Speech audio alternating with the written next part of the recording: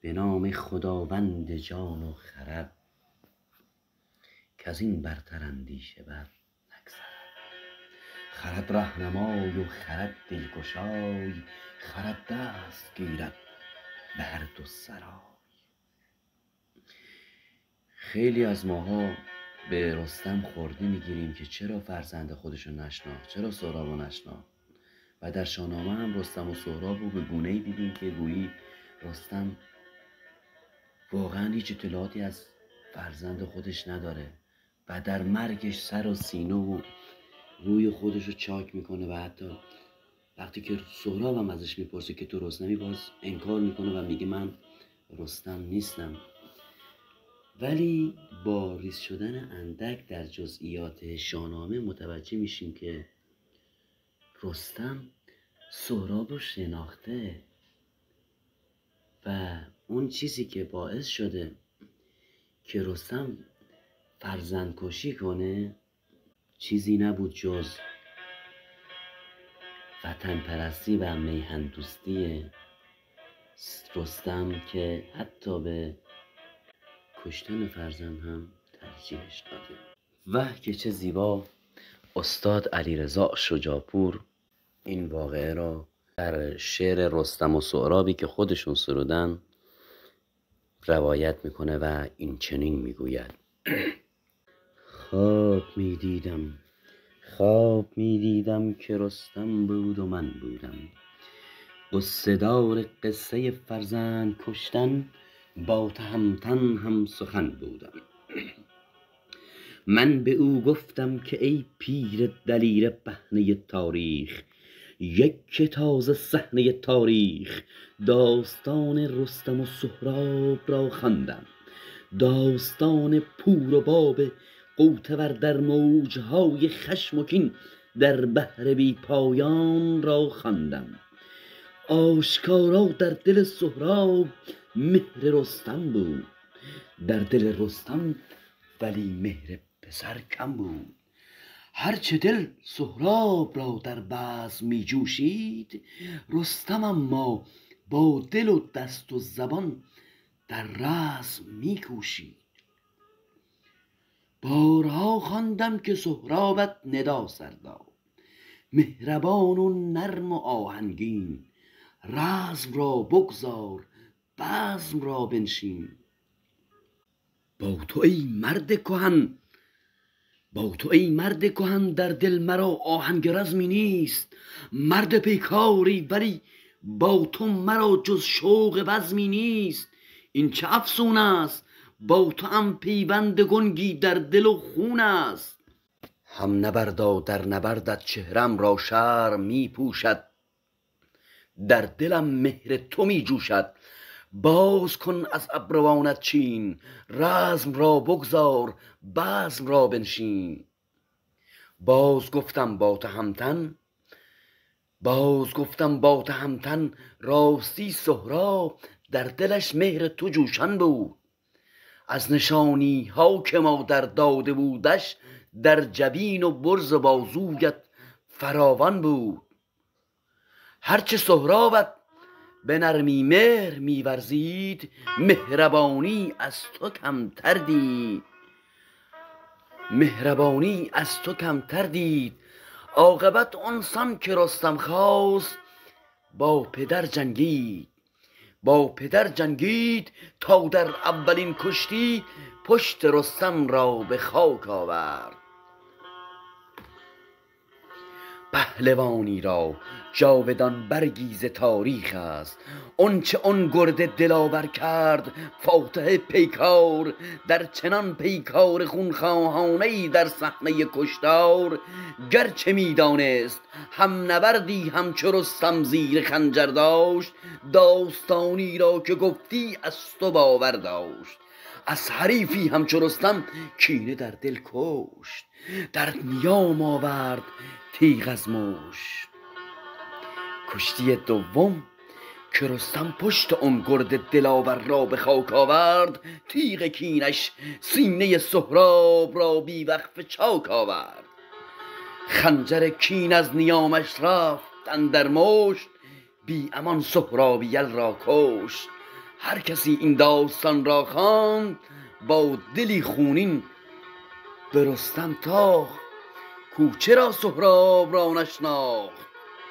تا اینجا استاد شجاعپور داره تو خواب که رستم رو دیده این سوالات ازش میپرسه که چرا سهراب رو نشناختی با این همه نشانی هایی که بهت داد، ولی تو نخواستی سهراب رو بشناسی و اینا.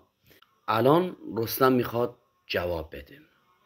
رستم اما گفت میدانستم از آغاز، رستم اما گفت میدانستم از آغاز، کان بر و بازوی سهراب است.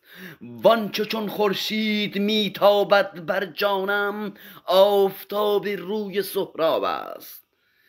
من بر آن رخش جوان آن روز، رستمی اما جوان دیدم. میگه من وقتی سهراب رو دیدم انگار خودم رو دیدم.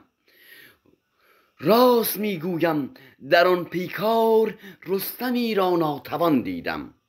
من به شام بزم پیش از رزم، از شکاف خیمه تورانیان در خطه ایران، دیدم آن گرد دلاور را بی زره بر تن.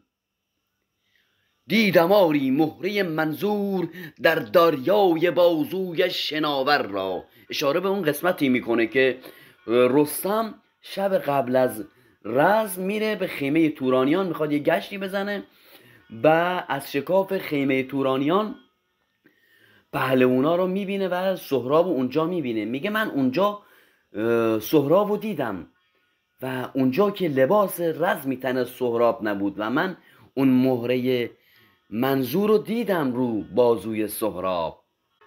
دیدم اون گرد دلاور را بی زره بر تن، دیدم آری مهره منظور در دریای بازوی شناور را. در میان موجهای حیرت و تردید طاقت سوز، آشکارا دیدم آن اوج بلند کوه باور را.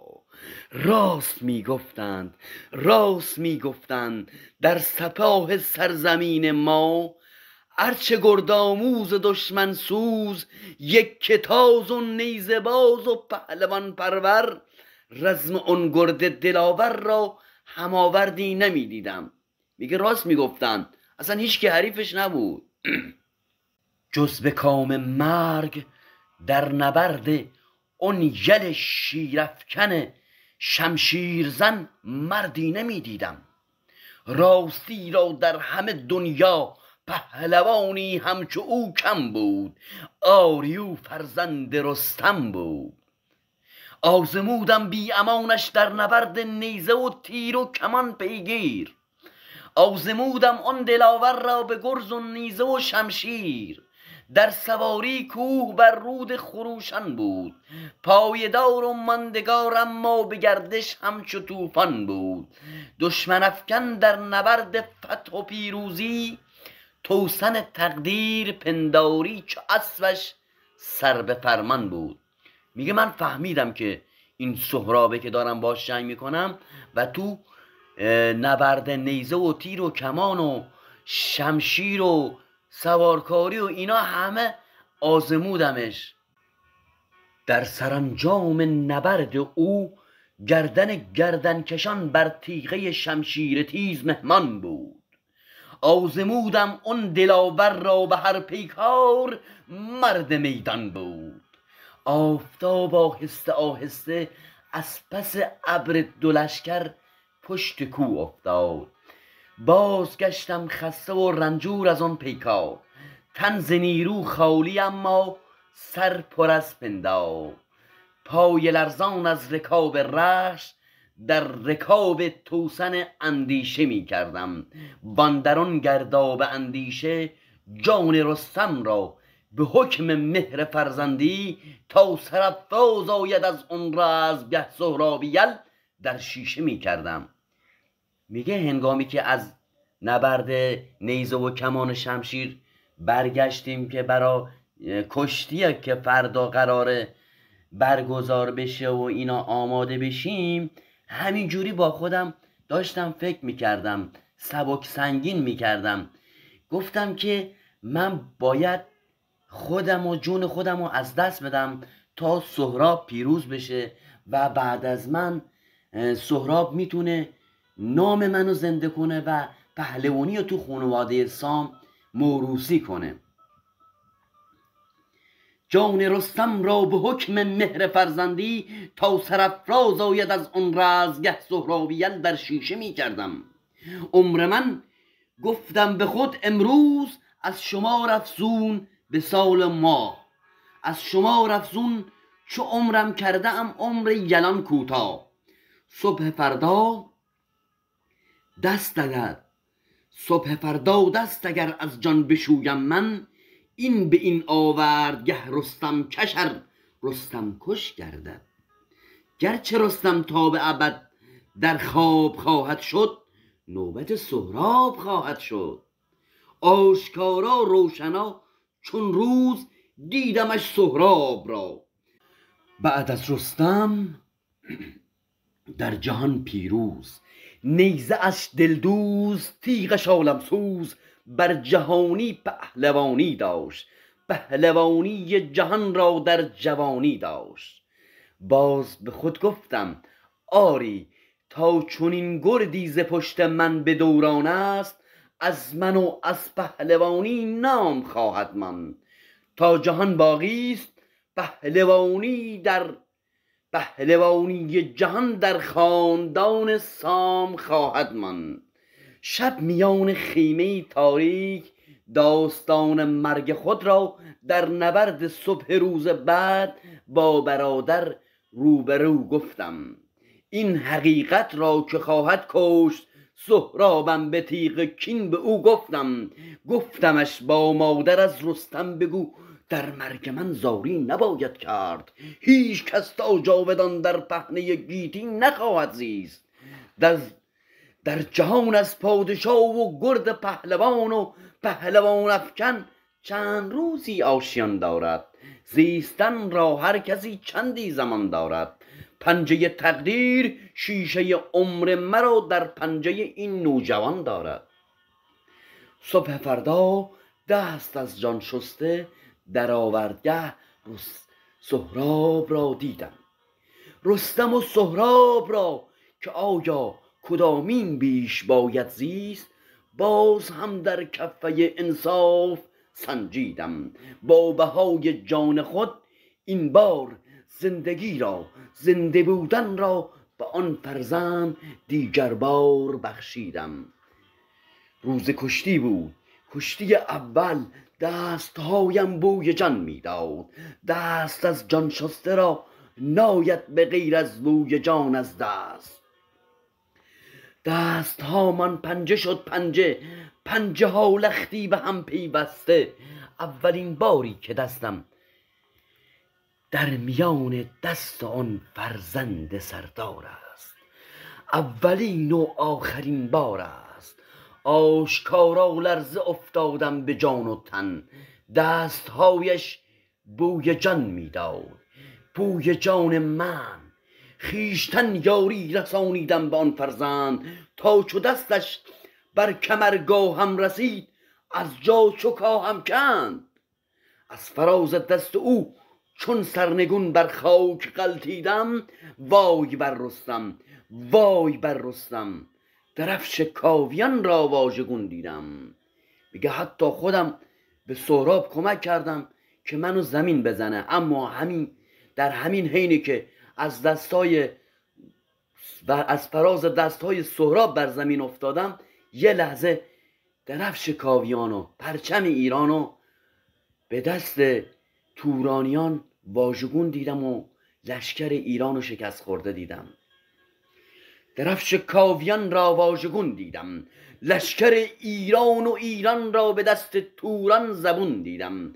خاک ایران را ز خون پاک ایران لعلگون دیدم. دشت را دریای خون دیدم، باز رستم را در آن دریای خون در آسمون دیدم. در سکوت مرگ بار دشت، نعره ای بر گوش جانم ریخت. هوش دارویی به مغز و استخوانم ریخت. بر سرم فریاد زد بیتاب، پهلوان بیدار شو از خواب. جنگ رستم نیست با سهراب، اون چه امروزت به میدان است، جنگ توران و ایران است. پیش از آن که تیغ سهرابم بدراند جگر در کشتی اول، خود تهمتن را به دست خویشتن کشتم. در دل پیکار رستم و زنهار، صبح فردا کشتی دوم. تا دهم درس وطن خواهی دلیران را، خنجر سردار ایران چاک میزد سینه سردار توران را. تیغ خون آلود در مشتم، در دو کشتی رستم و سهراب را کشتم. منظور رستم اینه که در کشتی اول رستم وقتی زنهار خواست و پناه آورد که سهراب نکشدش، این میگه من خودم رستم اون لحظه کشتم. رستم هیچ وقت ترفندی پیاده نمیکرد و کسی رو فریب نمیداد و امون از کسی نخواست تو جنگا. و میگه من تو کشتی اول رستم رو کشتم و کشتی دوم هم سهراب رو کشتم. در دو کشتی رستم و سهراب را کشتم. اون چه باقی ماند، اون چه او تا جاودان جاوید کیهان بود، سرفراز و سرور تاریخ دوران بود، ایران بود، ایران بود. تشکر. ابوذر دربی.